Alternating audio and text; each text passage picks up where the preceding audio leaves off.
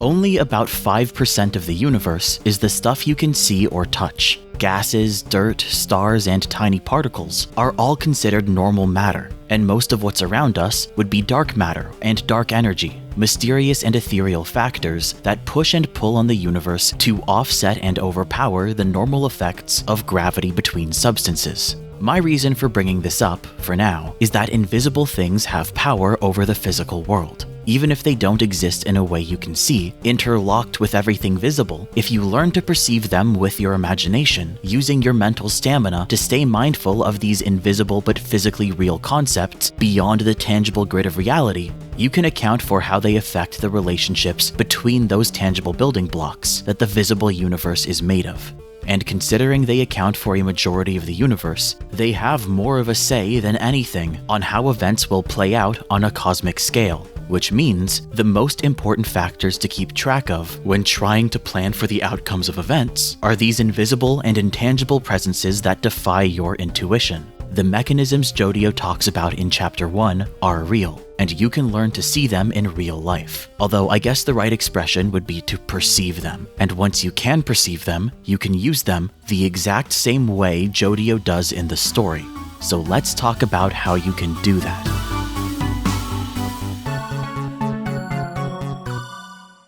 The mechanisms Jodio uses are a real concept you can learn to see for yourself. A mechanism is a practical trend that describes the effect of a chain reaction that continues to be reinforced by the consequences it causes. If someone threatens others to erase their presence from the internet doubles down and makes copies in outrage. So a trend that's useful to keep in mind is that anything on the internet stays there forever. Desire paths are another mechanism. When people want to take shortcuts traveling by foot, so walkway designers redevelop paths to encourage longer alternatives, those people will wear down the shortest route until it becomes visible and more viable again. Which means you can use the reassurance of desire paths to gamble on quicker routes and safe ways out of unfamiliar locations. Going further, you might even be able to make educated guesses about the people who frequent a space based on where those paths are. Although it's a single observation that doesn't mean much unless you know enough about them already to only need one extra detail to make you more confident in one possibility or another. But the exact case aside, the idea that people make desire paths when faced with consistent detours stays true because the chain reaction it comes from is one that naturally causes itself. While a mechanism might not be a physical object, it can have a very physical effect, overpowering the behaviors of objects in the world around you so that in the end they fit the rule it describes. And they're useful when trying to outmaneuver other people because they let you focus on consistent facts you can rely on and that your opponents don't even realize exist. Consider a game of tetherball. If your opponent just watches the ball like it's a free projectile, but you know that because it's on a string, it'll swing around the pole again, you just have to pay attention to the area where you know it's going to be, making your judgments sharper and less exhausting than the other person's. Now consider what you could get away with if your opponent doesn't even realize the string is there. The core of a competitive activity is whatever is optimal to center your focus around, which would include whatever threats you need to be wary of and whatever action possibilities take the most brain power to compare. In an obstacle course, you want to focus on your balance, momentum, and stamina the most, because even though the layout of the rest of the course and your completion time do matter, most of your brain needs to be focused on the varied and strenuous movements your own body will constantly have to make. If your head is in the clouds or strategizing for an elimination minigame that comes later, your movements will get sloppy, and chances are your opponent will outperform you. But here's the thing. This is a competition between two people, and there's a mechanism, which is that it doesn't matter how far you push yourself, just as long as you outperform the other person. If you're only focusing on your own body, an opponent could take the risk to focus less on theirs so they can specifically think about you. They only have to exert themselves enough to stay ahead of your time, which is more than worth the trade-off. Shortcuts can win the game, so if you aren't keeping an eye on your opponent as well, they can easily take the minimal risk to focus on and adapt around you, getting a victory you're not paying attention to. A competition isn't just about focusing on your own skills in an activity. You gotta cut corners and read someone, and they gotta cut corners and read you. And you're each taking risks cutting more corners and neglecting your own awareness to try to outread how the other person's cutting corners. And while this is the essence of competition between people, even evolution follows the same rule. Life itself can be seen as a free-for-all thumb war between people and aspects of nature, where everyone wants to pin enough other thumbs down to feel stable. And this is where mechanisms are so powerful. They act as extra thumbs, because your focus can be on a mechanism other people don't even realize summarizes a wider ecosystem their actions contribute and gravitate back into. By reading the mechanism they're blind to, you're gaining the knowledge they lack the self-awareness to realize their own behavior is part of what's causing to come true, just like how we see the lava rocks work. Taking this one step further, those who don't even realize mechanisms exist at all, those who can't see them, don't even look. Mechanisms are a one-sided element of the game, so they act as invisible and one-directionally physical thumbs that pin opponents down for you. And if that sounds a bit like how stands work, it would explain why Jodio focuses on what he does at the start of Chapter 2, when we're seeing his outlook on personal struggle for the first time. While he feels helpless, mechanisms are a source of hope because they naturally exist everywhere, even in Japan, where I went a couple weeks ago and inevitably saw this JoJo merch. But it's because mechanisms are the stable behavioral trajectories of the building blocks of the universe. Individual concepts or patterns, you could say those blocks revolve around, and they are always possible to perceive. You ever read about some formula for how to always be funny, or take a psychology class where they force you to learn about the professor's own system for personality types that means next to nothing? Even scientific principles that engineers use to build real machinery aren't truly accurate, because people only perceive the world in ideas made with finite detail. But those ones work. So how do you tell which formulas and models work and which ones fall short?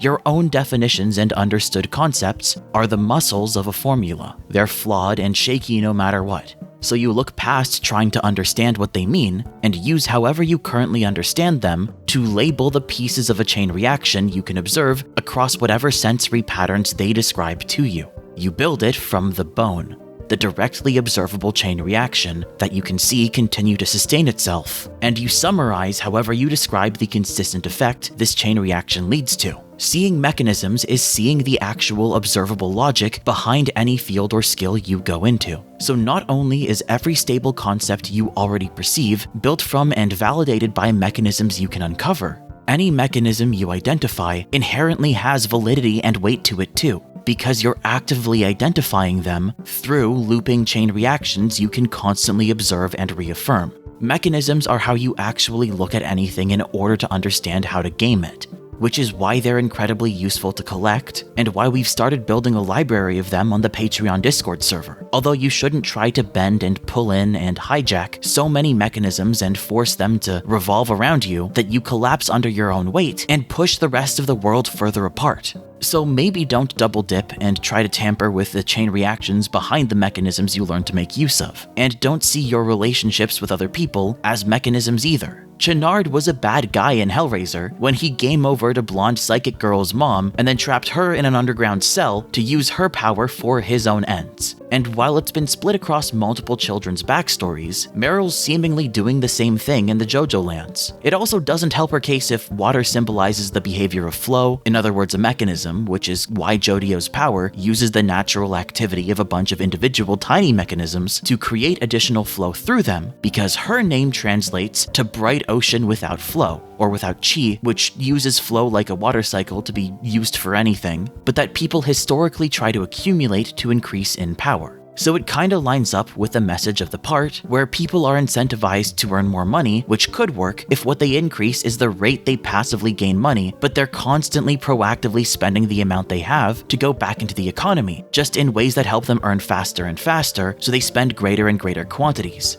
but how entropy starts to form in the economy because it's powered by flows of currency, and when people who earn more are tempted to abuse the power that gives them to hold onto the money they have in case of emergencies, they keep it stationary instead of circulating it, which means there's less harmony with everyone else who aren't given the resources they need, and they all go in their own less than lawful directions, feuding with each other instead of accomplishing anything in the bigger picture. You'd think entropy decreases if stuff is hoarded in one place, but if what's being hoarded is the stuff things revolve around, then it might end up driving everything else apart by drying up the flows that align them.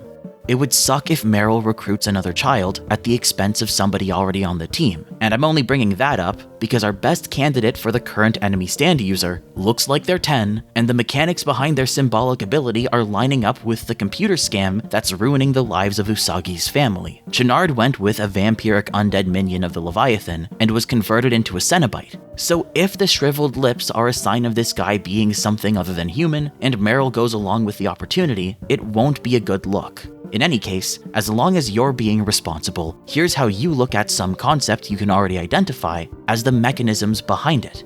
A feedback loop is a chain reaction that continues to be reinforced by the consequences it causes, and a mechanism is a practical trend that continues to be reliable as long as there is a feedback loop.